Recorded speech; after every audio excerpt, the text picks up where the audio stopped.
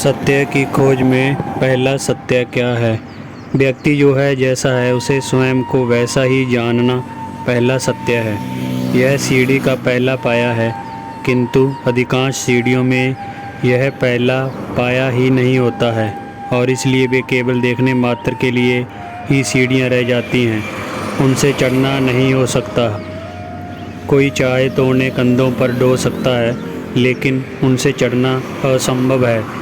मनुष्य औरों को धोखा देता है, स्वयं को धोखा देता है और परमात्मा को भी धोखा देना चाहता है। फिर इस धोखे में वह स्वयं ही खो जाता है। जिस धुएं से उसकी आंखें अंधी हो जाती हैं, उसे वह स्वयं ही पैदा करता है।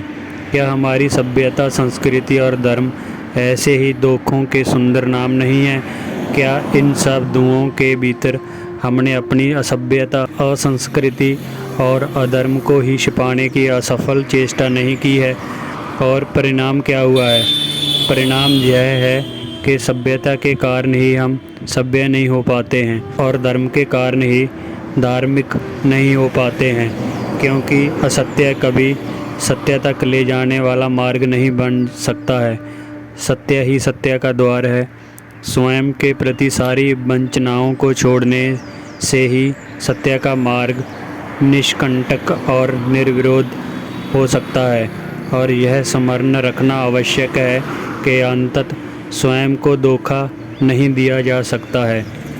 एक ना एक दिन धोखे टूट ही जाते हैं और सत्य प्रकट होते हैं।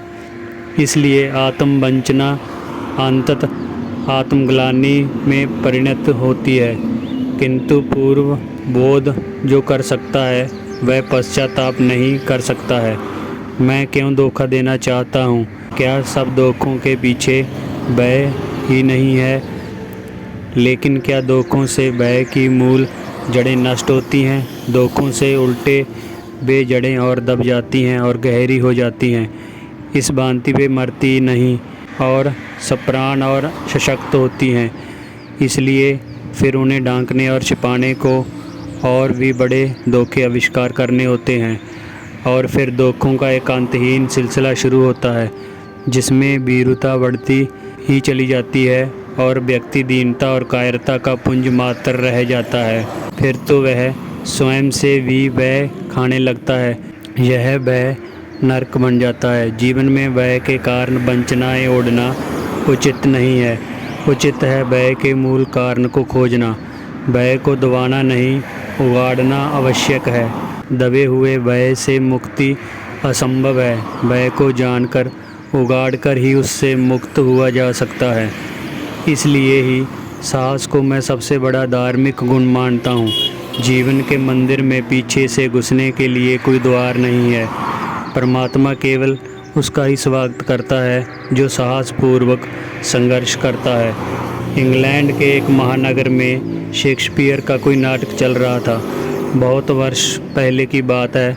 तब सज्जनों के लिए नाटक देखना पाप समझा जाता था और धर्म पुरोहितों के देखने का तो सवाल ही नहीं था। धर्म का तो ठेका ही उन्हीं का है।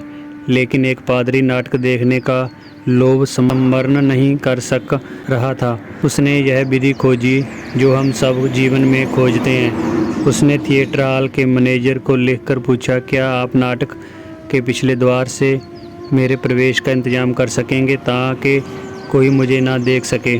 मैनेजर का जवाब आया, खेद है, यहाँ कोई ऐसा दरवाज़ा नहीं है जो ईश्वर को नज़र ना आता हो। मैं भी यही आपसे कहना चाहता हूँ। सत्य के प्रवेश के लिए भी पीछे का कोई द्वार नहीं है। परमात्मा सब द्वारों पर ही खड़ा हुआ है।